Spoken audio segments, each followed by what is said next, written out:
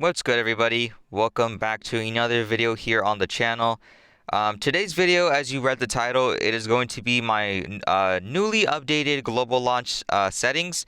I did promise you guys this video whenever global launch did come around, and it's finally here. And I was going to make this video a lot sooner, but I kind of delayed it a little bit because I was waiting for the new hotfixes to come out, and it came out like yesterday. So this is actually like probably the most recent of recent settings that you guys are gonna get from me. And so yeah, without further ado, let's hop right straight into the settings. Okay, so starting off, we have touch controls. Now, this is my current HUD layout. I did have to switch around the buttons. If you compare this to my previous settings video, I had to change some of the buttons around because once the global launch update came around, my HUD reset, so it was like GG's. So I had to move everything back around, but this is what I'm currently rocking with. This is my observation tools. I think this is more. Let me see. Hold on. Where is it? Where you can see all. Okay, here we go. Okay, ignore that. This is my observation tools for the extra like camera buttons and all that stuff. Now, if we go here, left double tap effect is no double tap action. Right double tap is melee attack. I've always rocked that, to be honest. The main reason why my left one doesn't have anything for double tap is because that's mainly my movement joystick there. So I don't want any interruptions and things of that nature if I like misclick here and there or whatever. ADS button behavior is toggle. The camera rotation buttons are all off. Highly recommend always turning these off. Show sprint lock is on. Lock joystick in place is off. This one is personal preference. I've just always been somebody who doesn't necessarily have my thumb in a fixed position for the movement. So I always like having it, move around with my thumb wherever the heck is being pressed. Display vault button behavior is always on. Equipping gadgets exit sprint lock is off. Display alternate fire button is on. ADS fire button is always hip fire. Only reason it's always hip fire is because, well, I mean, I don't use like ADS or anything like that for the fire button specifically. So it's funny because I used to back in COD, but that's besides the point. Lean button behavior is toggle. Lean slider behavior is off. Invert is off, and the lock threshold and minimum aim delay are at the lowest settings. Gameplay, ADS auto shoot is off. Hipfire auto shoot is off. I really don't recommend using auto shoot. I don't know. It's just like I don't know if there's any delay or anything. I did hear that it's kind of broken, but honestly, bro, at the end of the day, I just highly recommend actually having like manual fire because you're gonna win gunfights a lot more better that way. Aim assist is on, of course. If you have this off, you might be a demon. Input animation, everything is pretty much off, to be honest. Manual repel exit might be something you guys might want to try out. I've been playing this game for 2 years. This button is new, so I kept it off because I'm used to just repelling down, all that stuff. Lean input behavior is lean only. Exiting ADS and cancel lean exits ADS are both off. Weapon gadget input has always been at 2 steps for me. I don't like messing around with that because, I mean, that's what I originally played with when I first started. So I don't really mess with that. And of course, the shooting input is always on shoot on button press. That is the most accurate way. Like, dude, I'm pressing the fire button, shoot the damn gun. Drone movement snapping is at free form. Drone jump preview is on button press. Drone jump input is on button press. Stay in drone view when prep phase ends. I recommend you guys have this on. Me personally, though, I'm just used to not having this on, so it's just personal preference for me. But if I were to like tell a new player what to rock, definitely have this on. Same for the do not enter drone view after throwing. Always have this on. But I'm a person who low-key does. I've been playing this game for a while now, so I'm just used to these types of things. But these 2 settings right here, definitely recommend new players always have this on for sure. Ash unequipped breaching rounds after shooting is off. Buck unequipped skeleton key is off. Unequipped crossbow for Capitao is off. Show AoE preview in ADS only is on. I mean, I don't even have Capitao unlocked, so that one might get changed in the future if I ever play Capitao. For now, ammo swap button is cycled with the ability button. Unequip X kairos after shooting is off. Sledge though, unequipped breaching hammer, definitely have this on. You don't want to get caught using Sledge's breaching hammer on like a wall and there's an enemy behind it, and as soon as you break it open, you're just there standing still with your breaching hammer. Like, that's cooked at that point. If you have this on, it's gonna take away the breaching hammer as soon as you use it, and you have your weapon in hand, you can fire, boom, you're good to go. Caveira, silent step exits ADS, always have this off. Sometimes you want to stay ADS and just use the silent step because maybe there's someone nearby and you want to move a little bit more forward and you're good to go. Gyro controls, I don't play gyro. I play four finger claw, so GG, bro. The infamous sensitivity, bro. Now, if you're looking at my sensitivity right now, it's probably a lot more different than what I usually rock, especially in the previous settings video. Now, let me explain this real quick. As you guys know, before the hotfix that came out, what was it, like yesterday?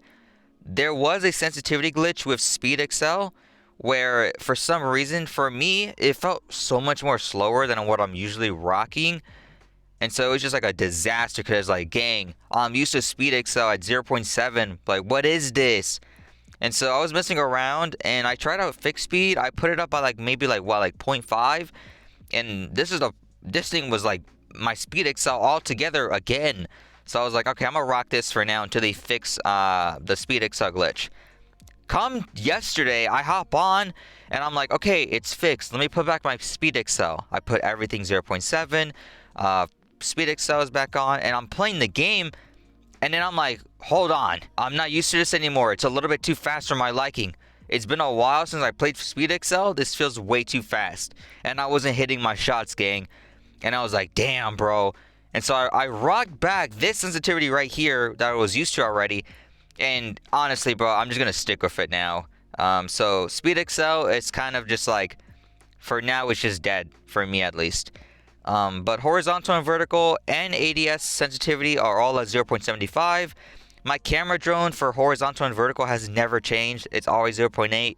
The input smoothing, 0.05. I used to always rock this input smoothing. And I turned it off in the last settings video. But when I started this new sensitivity, I put it back on just for like good old time's sake. So I'm rocking that again.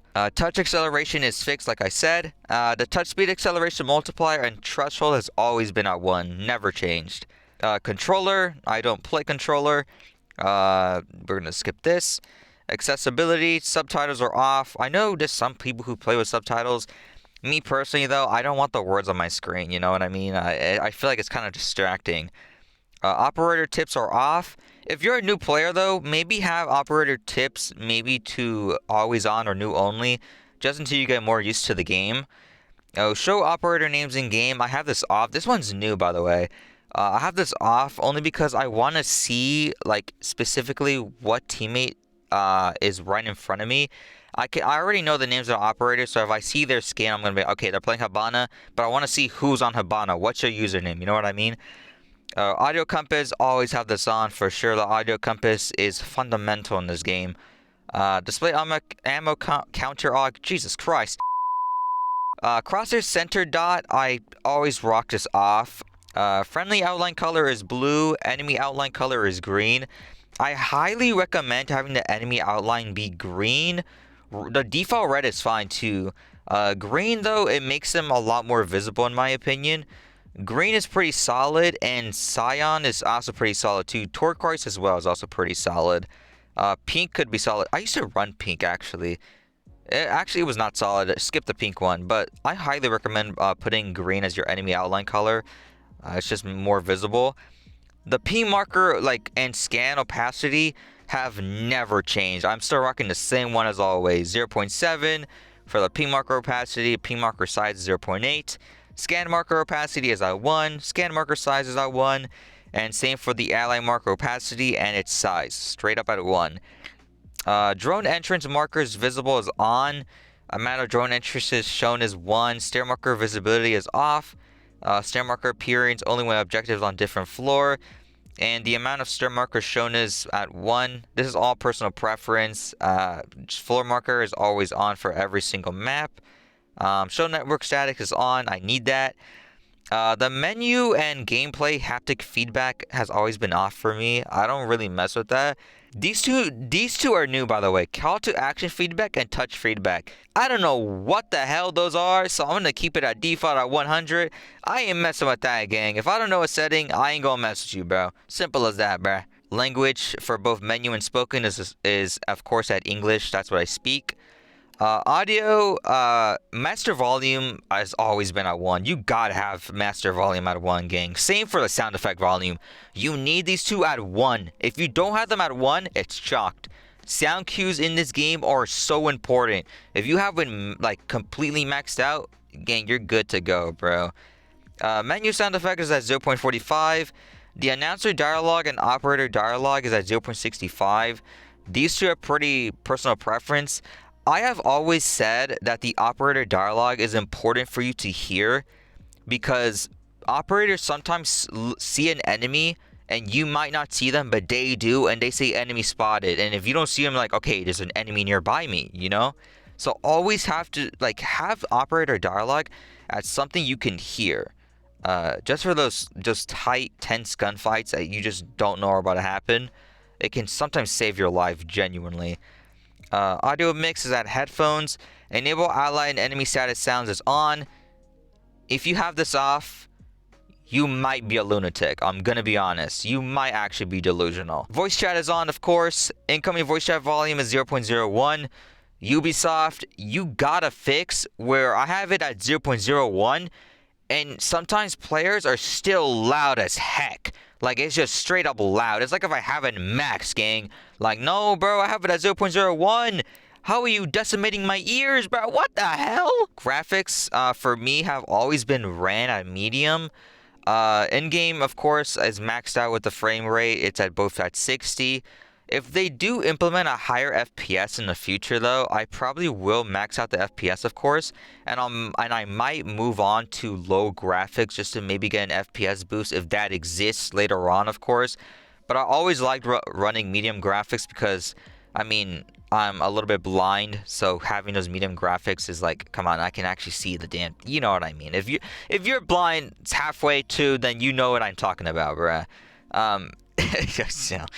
I recently changed my FOV. I used to rock 64 or 60, but I decided to move on to max FOV, and I'm getting more used to it. I used to rock it for a while, but then I moved back to the 60 range. Same for the camera and drone FOV, though, has always been maxed out. That's never changed for me. That's the first time I ran max FOV in this game. It was for the camera and the drone. But then, of course, now I'm running both at max FOV. Anti-aliasing, dude, I don't know how the heck to pronounce this for the life of me. I've always rocked this off. Same for the bloom. They've always both been off. I don't really know the details about bloom, but I just know anti-aliasing is not good. Have this off. But bloom, though, I don't know. I just have it off, personally. Graphic styles are neutral. I know people run, I think it's cool. It makes it look more bluish. Hell nah, bro. I'm sorry. Hell nah. Display blood is at default. You could maybe run green blood if you want to see the blood more, like, you know, you can actually see it more, I guess, to the eye's perspective. But I do not recommend running green blood if you have your enemy outline color at green. It's just not going to mix well, bro. But if you have it at a different color, like let's say yellow, for example, running green blood could maybe help you know, like, okay, I shot him, like, he's clearly hurt, gang. You know what I mean? I didn't even realize, but they changed the private match to the bottom of the thing. I didn't even realize that. But, yeah, we pretty much covered all the settings, gang. There's nothing really else much to it. I am going to show you guys now my loadouts. I don't know if I'm going to do a voiceover for that or not. So if I don't, it's probably going to be music playing. I'm just going to show you guys what loadouts I'm running for each operator. Without further ado, we're going to end today's video, guys. If you guys found it helpful, make sure to like, subscribe, comment. As I always say, do all that good stuff. And I'll see you guys in the next video, y'all. Bye!